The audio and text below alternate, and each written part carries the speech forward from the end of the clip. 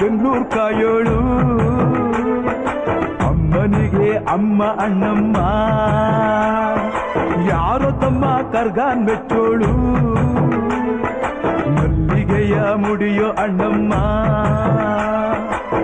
ಬರುತ್ತೀನೆಂದರೆ ಇಲ್ಲಿಗೆ ಬರೋ ತನಕ ಮೌನಿ ಕೊಡುತ್ತೀನೆಂದರೆ ಹರಕೆ ಕೊಡೋ ತನಕ ಕೋಪಿ ಆಡಿದ ಮಾತನ್ ಮೀರ್ದಿರೋ ಹತ್ತರ ಇವಳಿಗೆ ಇಷ್ಟ ಇಷ್ಟ ಬೆಂಗಳೂರು